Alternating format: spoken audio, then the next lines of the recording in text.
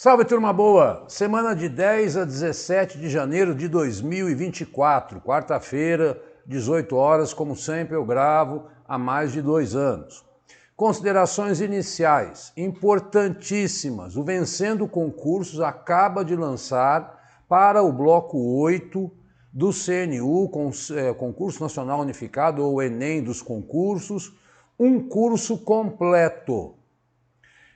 Eu estou gravando a disciplina Realidade Brasileira, que terá 15 questões e que muito possivelmente será também o tema da redação, porque dificilmente farão redação sobre matemática, português, ou de direito, pode até vir direito, mas não é muito a cara da Sesgran Rio, tá? Então, lá na plataforma já existe o curso, eu recomendo. O que acontece? Você que está me acompanhando em atualidades aqui, estou muito feliz, aumentaram muitas visualizações. Quero pedir que vocês, enfim, divulguem o nosso trabalho o máximo possível para os colegas, porque é gratuito, né? E é semanal. A disciplina Realidade Brasileira não é igual a atualidades, ela engloba atualidades.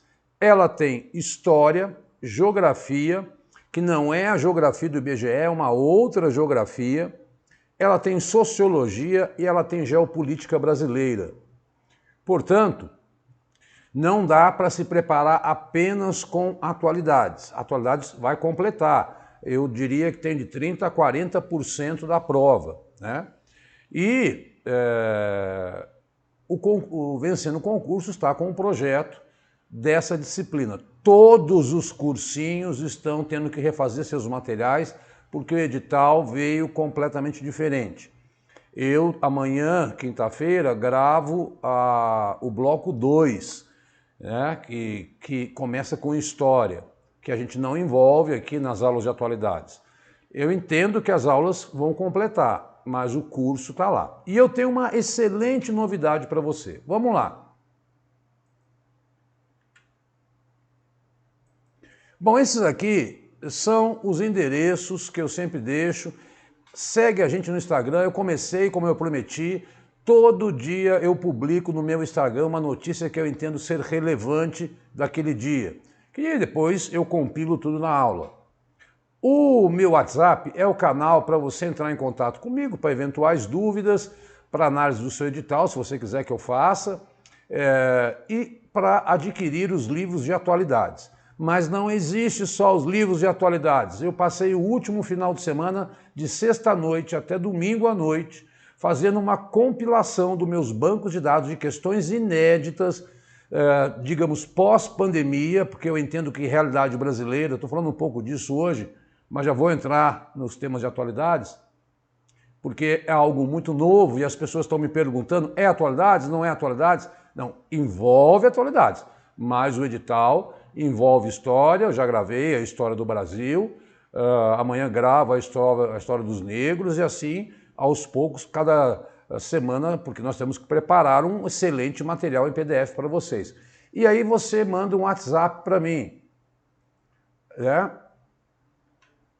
para o seu controle, semana de 10 a 17 de janeiro, de temas de atualidades, Brasil e mundo. Veja, na realidade brasileira não entra questões de mundo. E nas provas de atualidades, que é o que mais cai nos concursos, né, ela pede mundo, tá certo? Então já começa uma grande diferença. Olha aqui a grande novidade. Tcharam! Eu compilei de todos os livros pós-pandemia, que eu entendo que porque lá eles não estipularam um período, 6 meses, 1 ano, né? Com mais de 25 questões sobre o censo, 130 questões para a realidade brasileira. Então aí não tem nada de mundo, diferente dos livros que eu faço de atualidades, que 50% de questões de Brasil, 50% de questões do mundo. Esse é para a disciplina Realidade Brasileira. Eu gravo, às vezes, Geopolítica Brasileira para a PRF, que parece atualidades, mas não é. Então são algumas disciplinas muito parecidas. Algumas prefeituras pedem realidades locais, eu tenho que gravar a realidade da cidade. Agora, atualidades, geralmente, em 90% dos concursos que pedem, tem a ver com aquilo que eu gravo toda semana e com os livros de questões que, assim, eu acho que não é possível se preparar para um concurso sem treinar com questões. O grande lance desse livro são os comentários. Os comentários é que representam o conteúdo do edital do CNU.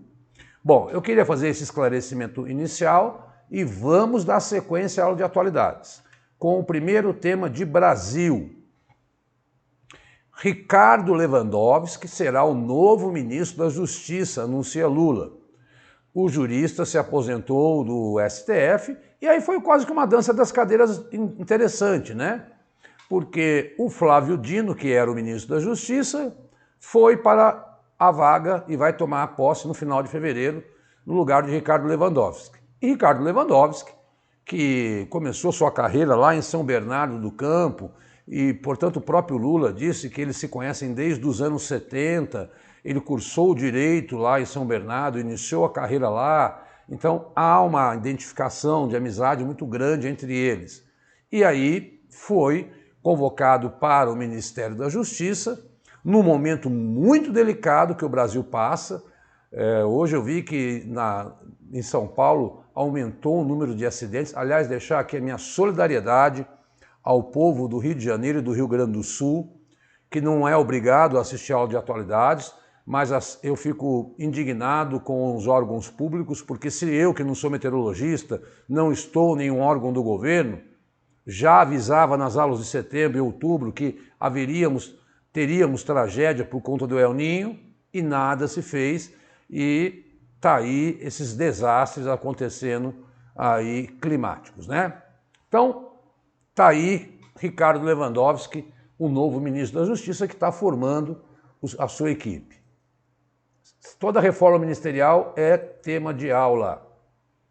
Bom, saiu finalmente aí a inflação de 2023.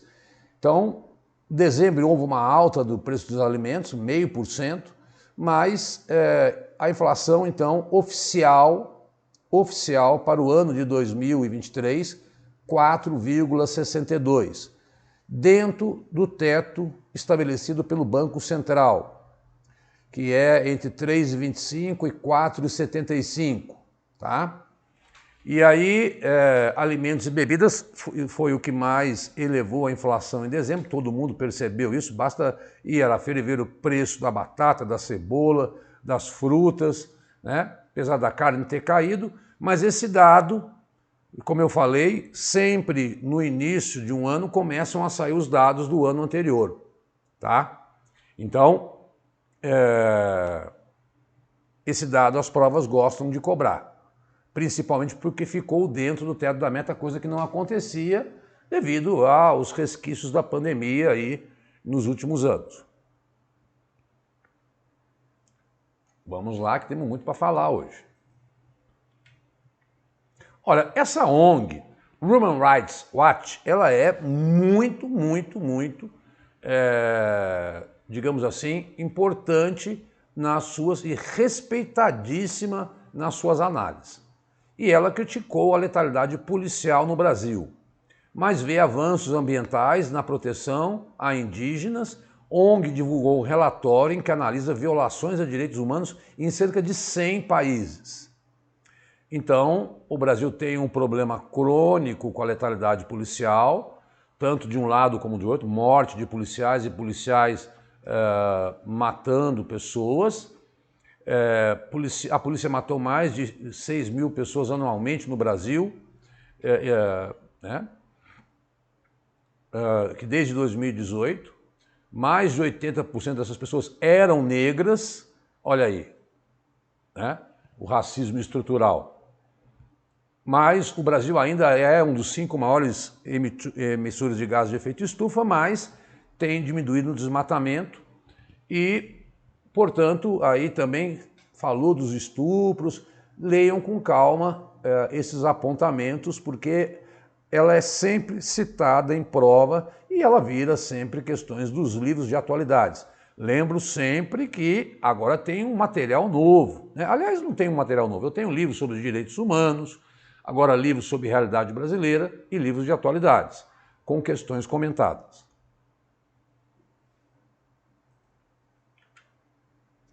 G20. O Brasil vai presidir o G20 ao longo de 2024. E uma das coisas que se quer debater é a regulação das redes sociais. Na sexta-feira vai terminar o Fórum Mundial de Davos. O Lula não foi, mas enviou ministros, né? Vamos ver o que sai desse relatório e eu coloco na aula da semana que vem. Mas o Brasil já pautou qual é o seu interesse nesse sentido. Combater a desinformação e ao discurso de ódio, coisas que muitos países já estão avançando, as próprias. O Barroso, ministro do presidente do Supremo, hoje deu uma entrevista na CNN, agora à tarde, e ele falou, olha, as plataformas já estão tomando um certo cuidado, né? Até falei isso na aula passada. Mas quais são as diferentes estratégias de abordagem de governança disponíveis para lidar com a questão da integridade da informação online? Que nível de compromisso as plataformas digitais deveriam observar? Que tipo de análise técnica das políticas de combate à desinformação? Como os países podem lidar com o desafio urgente imposto pelo sistema de inteligência artificial, que também é um tema de Davos, que preocupa, estão colocando voz de pessoas, fazendo campanha, eu vi, para essas bets aí de apostas. Jornalistas, celebridades, dizendo, olha, aposta nisso aqui. Tudo via inteligência artificial. Eu vi um robô de inteligência artificial dobrando roupa. Há um estudo aí também do FMI, eu acho, que afirma que 40% dos empregos serão impactados com essa inteligência artificial, né? Então, isso é um problema. É o homem sendo substituído pela máquina. Já temos uma onda de desemprego, de crise econômica mundial.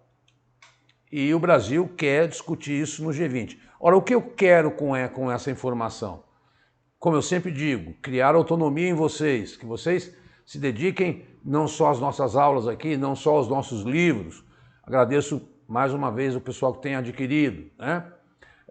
Aliás, está um sucesso esse do CNU, viu, pessoal? Não é por nada não, mas é o primeiro material já pronto no mercado. Porque eu já tinha esse arsenal construído. Então, é para você já falar, olha, G20, Brasil presidindo, o que eu tenho que ficar olhando, tá? Então tá aí a informação da pauta brasileira. Eu adoro infográficos, né? O Brasil tem a sétima, como saiu a inflação, a sétima maior inflação acumulada do G20, né? Disparada a Argentina e agora em dezembro. Vi hoje que as pessoas estão comendo macarrão e ensopado, abandonaram o churrasco na Argentina por conta do preço, da elevação dos preços, né? E aí o Brasil está com 4,6, mas bem próximo dos outros países, né? Afora a China, que tem uma deflação, né? A Itália, inflação baixíssima, a Arábia Saudita e tal, mas todo mundo ali perto do 3 e 4, né? E então, mas o Brasil é o sétimo. E agora é impressionante a Argentina nesse cenário. Olha que notícia maravilhosa! Lula sanciona a lei que inclui bullying e cyberbullying no Código Penal. Os professores de penal já estão colocando no Instagram, meus amigos, o Cláudio, Norberto, tal, já estão atualizando aí o código, porque eles dão aula de direito penal, e a pena pode chegar de 2 a 4 anos de reclusão. Ele também aumentou a pena, transformou em pena para crimes hediondos, violência contra crianças em escola, mas eu entendo também que você vai estudar isso quando você for. Para nós, é bem geral a notícia. Dissecar a notícia é exatamente onde? Lá no estudo de direito penal.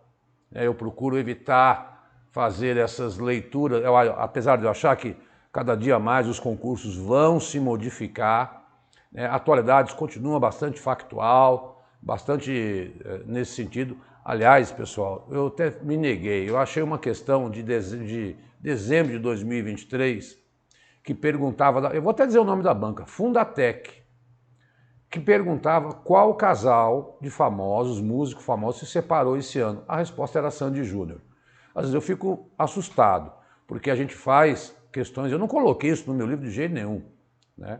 Mas para você ver que essas bancas pequenas, elas chegam a esse grau de pergunta em atualidades. É assustador, não é? A gente trabalha sério aqui. Acho que é mais um infográfico agora. Poder 360, um site que eu adoro. Olha aí por estado quais são os produtos mais exportados. Na última aula eu falei sobre a balança comercial brasileira. Olha como a soja domina, né? Minas Gerais, minério de ferro. Só 2 estados não exportam commodities, que é a Paraíba, que vende calçados, e a Amazônia, que vende produtos comestíveis, não são classificados como commodities. Uma pena o Amapá vendendo madeira, muitas vezes ilegal, né? Porque você pode reflorestar e vender madeira. Existe isso, né? O Ceará, aço, São Paulo, açúcar, mas o país predomina, e aí observe, Matopiba, né? E por que combustíveis ali, Diogo, na Bahia, no Sergipe, no Rio Grande do Norte, em Pernambuco? Porque ali tem refinarias, ali tem petróleo, né? Então o Brasil exporta petróleo bruto desses estados, tá? Mas é muito, muito claro, né? O que se exporta no litoral e o que se exporta no interior. Fora o Pará, graças aos projetos de Carajás, tal, que também é campeão de minério de ferro. Vamos para as manchetes. Inflação na Argentina, já falei, é a maior em 33 anos. Coitado do povo argentino. Vamos falar também do coitado do povo do Equador, que está trancafiado em casa. Bom, dezembro foi 25,5%. Nós já não aguentamos 0,5% aqui no Brasil. Imagino que esse povo não está sofrendo. Em cerimônia, na sexta-feira, o ministro da Defesa, José Múcio, entregou um submarino brasileiro chamado Humaitá. Esse faz parte de um programa em parceria com o Prozub, em parceria com a França, que serão entregues 4 submarinos de grande porte aí, e isso sela, pelo menos, até li uma reportagem hoje, que Lula está de amores com as forças militares, né? Porque está investindo, renegociou o salário da Polícia Federal, que está para abrir edital também, tem atualidades. Dados do Sistema de Informação de Atenção à Saúde Indígena apontam 308 mortes em território Yanomami em 2023, antes 343 no ano anterior. Veja que em janeiro o Brasil destacou uma força-tarefa para o território Yanomami. Os garimpeiros estão voltando e a queda não foi tão, digamos assim, significativa nessa área de reserva indígena, né? É lógico que essas doenças são transmitidas pelos garimpeiros enfim, influenza, né? Malária, são causas das mortes. Ações iniciadas por acusações de racismo, olha que absurdo, representam mais de 117 mil do total analisado, antes 58 mil que tem a prática de intolerância religiosa como motivação para a sua abertura. Gente, não dá para aceitar um país que tem 117... mas melhorou, ano passado era 130.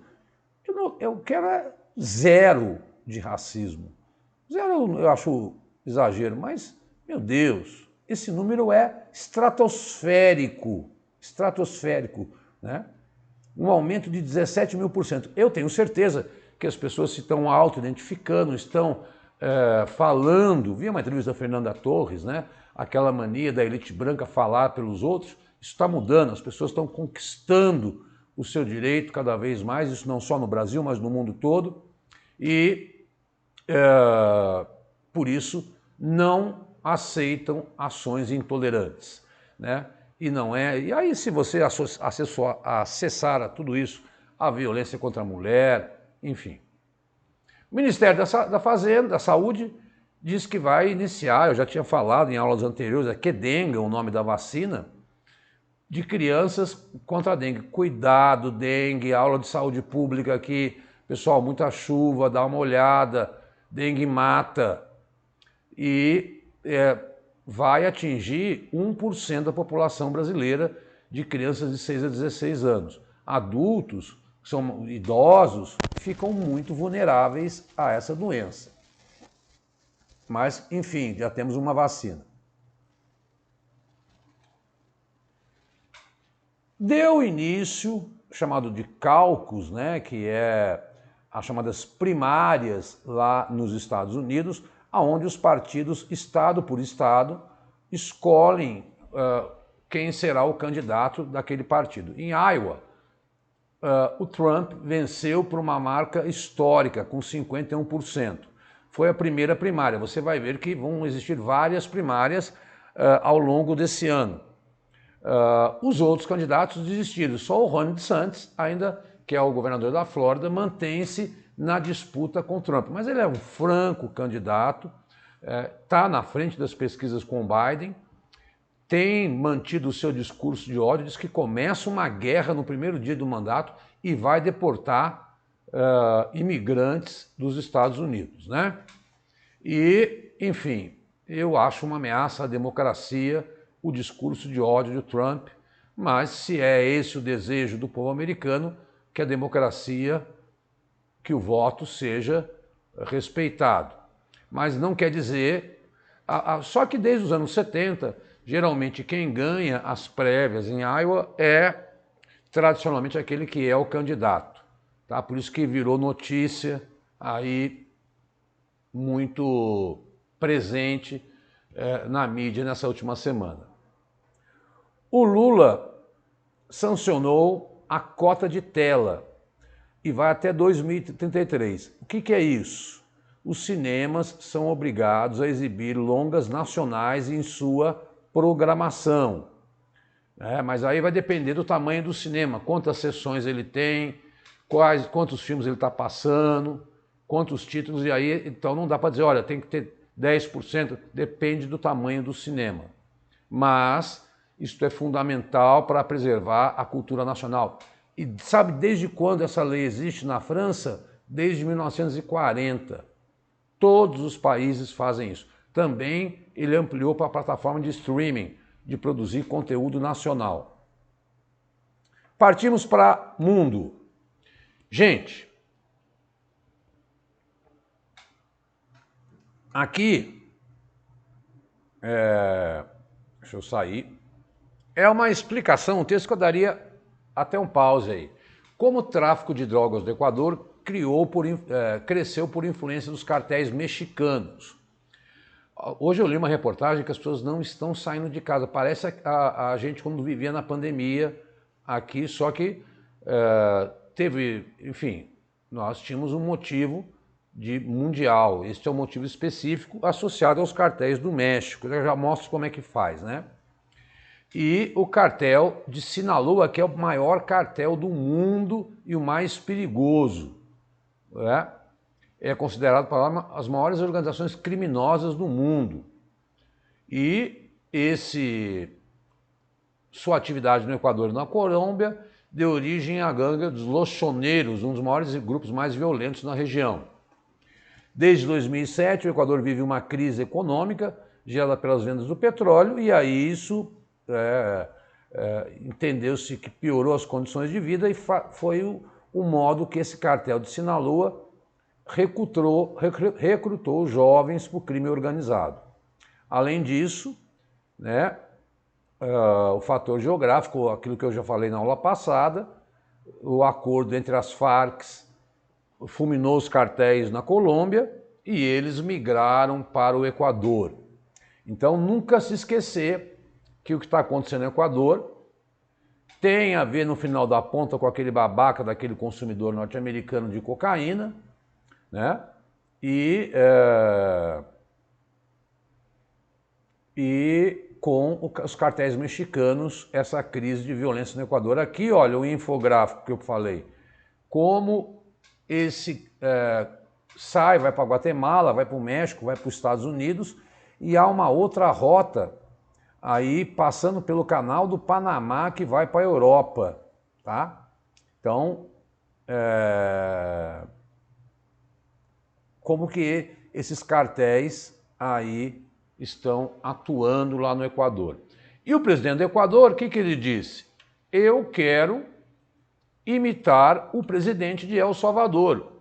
O presidente de El Salvador, Nayib Bukele, controverso e impetuoso, se escora em 90% da aprovação.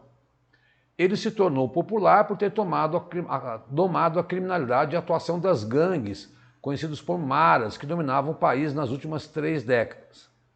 E imprimiam a taxa de 107 homicídios a cada 100 mil habitantes. Lembro que no Brasil é 23 e é altíssima. Parte das medidas anunciadas por Daniel Noboa, do Equador, criando gigantescos centros penitenciários, navios, prisão, é espelhada no modelo de Bukele lá de El Salvador. Daí, então, o crime organizado se mobilizar, né? E olha a redução, 2,3. Acontece que, gente, é um absurdo o que acontece em El Salvador. Eles colocam, né?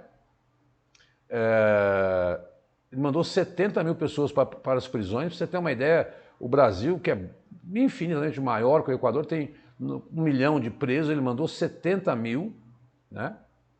E ele, lá não tem direito à reeleição, mas existe uma lei que permite que o cara se afastar 6 meses antes, ele pode concorrer à reeleição, e tudo indica que esse extremista de direita vai vencer as eleições no Equador. Esse discurso do ódio à violência, eu entendo perfeitamente, eu estou suando aqui. Ninguém vai legitimar a violência, mas nós sabemos o que acontece dentro dos presídios, a corrupção policial, a questão da educação, a evasão escolar, crianças tendo que partir para o trabalho, né? Pessoas trabalhando 12, 14 horas por dia, aumento do trabalho escravo. Não pode ser pensado uma questão e o desmantelamento dos tentáculos desse crime organizado. Não adianta prender. Você não traz esse cara de volta para a sociedade. Lá é a escola do crime. Lá é a escola do crime. Então, ok, dá segurança para quem está na rua. Mas será que eu não formo novos bandidos se eu não mexer nas infraestruturas dos países pobres? Essa é uma questão para a gente refletir, eu acredito. Né? Não dá para bater o martelo, porque nós não temos uma revolução na educação brasileira, não temos uma revolução na saúde brasileira, não temos uma revolução no cuidado e na qualificação de jovens brasileiros. Eu gostaria muito de assistir a isso para poder depois falar com certeza sobre como isso pode, né? E aí é um belo tema de redação, como isso pode impactar na vida das pessoas, salvando vidas, né?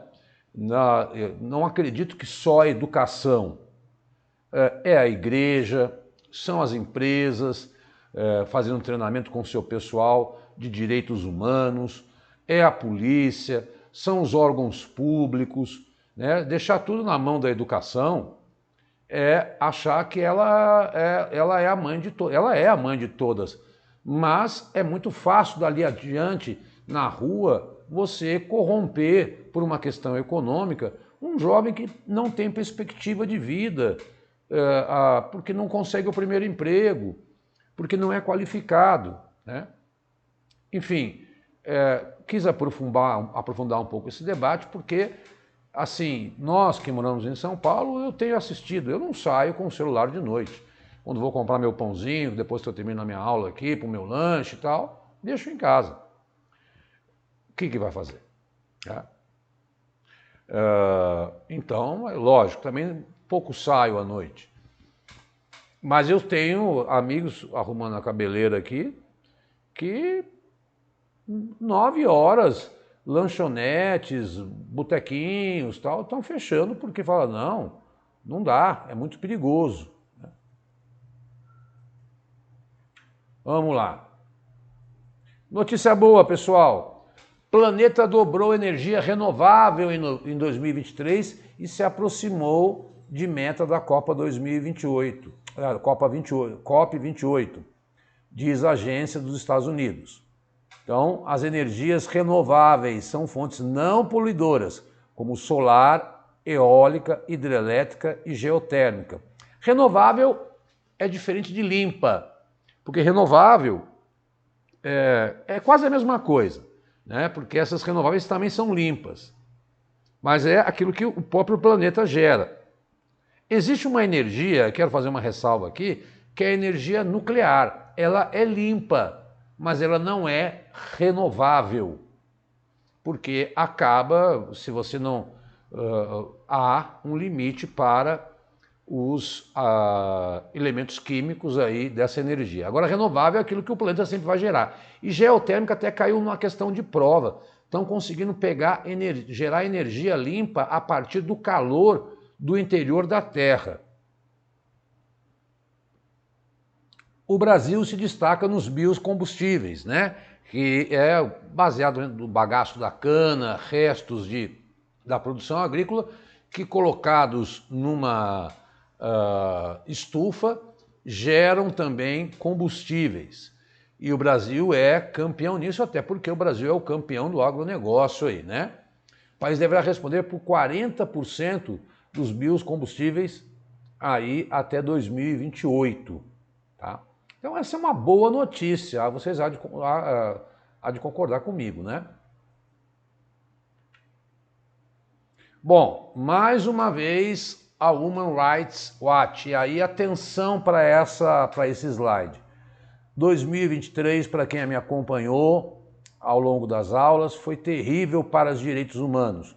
700 páginas, que foi aquele que eu falei do Brasil. Guerra entre Israel e Hamas, os 2 generais no Sudão, que nós já explicamos, Mianmar perseguindo os Rohingyas, a Etiópia, o Sahel, o Mali, né, aquele miolo ali, o Níger, que é o miolo da África, que vive o drama da presença do Estado Islâmico. Então, os destaques para esses conflitos que as provas gostam muito de perguntar. Esta é a grande diferença quando você pega um edital que vem com conhecimentos gerais de uma prefeitura, quando vem com atualidades, porque aí eles vão pedir mundo. E você tem que estar atento a essas notícias de mundo. Esse calor, pessoal, é porque é muita luz em cima da gente aqui. Vocês não imaginam a parafernália que eu tenho que montar na minha sala cada aula que eu vou gravar. E estou com o ventilador a todo vapor, mas a luz é impossível, ela esquenta, desculpe a aparência aí. Então, no Sudão, estão atentos, porque a gente já trabalhou isso exatamente quando a Declaração Universal dos Direitos Humanos da ONU completa 75 anos em 2023, né? E foi um ano terrível, terrível. E aí isso quer dizer o quê? População civil sendo atacada, assassinatos em uma escala sem precedentes na história, principalmente entre Israel e Palestina.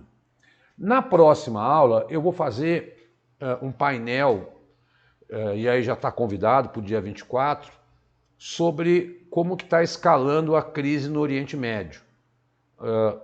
O Irã atacou o Paquistão e essa coisa com os Houthis lá do Iêmen atacando os navios. Vamos falar um pouco disso, que a guerra não está só entre Israel e Palestina. Está começando, infelizmente, a envolver mais o Líbano, envolver mais o Irã, e eles nem sempre falam a mesma língua, porque eu sempre digo, eles têm diferenças entre xiitas e sunitas. Ah lá. Isso hoje eu vi que alguns soldados americanos desapareceram na embarcação lá no Mar Vermelho, já vou mostrar em mapa. Né? Os Estados Unidos e o Reino Unido fizeram uma coalizão e bombardearam 60 alvos no Iêmen, que são controlados pelos Houthis, né? Que é patrocinada pelo Irã. Qual é aí o impacto disso? Eles têm aí, como eu lembro, não sei se vocês lembram, aquele Capitão Phillips, né? São terroristas, os Estados Unidos inclusive classificou os Houthis como terroristas hoje, que atuam onde cerca de 20% do comércio mundial passa lá pelo Mar Vermelho. E eles estão atacando agora, declarando depois desse ataque americano, no final de semana, na terça-feira, foi no final de semana, eles declararam guerra a navios americanos. Antes eles queriam atacar em solidariedade ao Hamas os navios que iam para Israel, mas agora eles estão atacando todo e qualquer navio. O que faz com que os países tenham que mudar a rota. Olha aí, ó, coloquei a rota de navegação. O Iêmen está bem ali onde é o Estreito de Bab al-Mandab, né? O país está ali abaixo da Arábia Saudita. E olha só, 25 dias pelo Mar Vermelho, que é a rota que vai, por exemplo, do porto de Roterdã até Taiwan, né? E agora a rota alternativa tendo que passar pelo Cabo da Boa Esperança para chegar ao maior porto da Europa, que é o porto de Roterdã, aumentando o frete, aumentando o consumo, portanto, e o que vai gerar uma inflação mundial. Então, mais uma escalada de mais um conflito decorrente aí da guerra entre Israel e Palestina, entre Ucrânia e Rússia, que continuam. A gente só traz quando um dado é muito novo. Aliás, hoje saiu um dado novo. Eles atualizaram, existem 133 reféns na mão do Hamas. Já gravamos muito de como está a faixa de Gaza nas nossas aulas anteriores, mas eles disseram que no dia 7 de outubro foram 265 capturados. Tá? Estamos chegando nos 40 minutos aí. E aí, minha preocupação, um outro foco de tensão. O médico Lai Ching-te, conhecido como William Lai, venceu as eleições presidenciais no sábado lá em Taiwan. Nós teremos dezenas de eleições esse ano. Esse ano é o ano que pode mudar a geopolítica internacional. E ele é da ala radical do Partido Democrata Progressista, que é favorável à independência de Taiwan. A China já se declarou contrária, o partido de Lei é contrário à unificação de Taiwan com a China, e a China se diz contra a eleição dele. Os americanos, espertinhos, após a vitória do partido contra a unificação, Biden diz que não apoiará a independência de Taiwan. Lógico que ele não quer, em ano eleitoral, entrar num conflito, como ele não quer entrar no conflito com os Houthis, porque isso pode gerar um desgaste maior para ele, mas está ficando inevitável porque os Houthis estão atacando demasiadamente navios de carga, impactando a economia global. Vamos aguardar qual será o desdobramento dessa eleição de um cara contrário, totalmente contrário à unificação entre Taiwan, que é um dos maiores produtores de chips do mundo, né? E a China, como é que a China vai reagir a isso. Turma boa! Aqui eu destaco os livros de atualidades. Nesses são 100 questões, Brasil e Mundo, né? E ali eu destaco o tema, todas questões inéditas feitas por mim, comentadas, muitas tiradas dessas aulas que eu faço, eu transformo isso em questão, né? Já peguei o jeitão, já estou escrevendo o livro 17, para quem vai ter atualidades. Eu entendo que esses livros são fundamentais. As pessoas, olha, acabou a era do aluno ficar assistindo aula parado e aquele conhecimento sendo, entrando, aquilo não existe mais. Muita gente em concurso público, e muitos cursos e muitos colegas começam pelas questões, porque pelas questões eu já sei o que vai cair.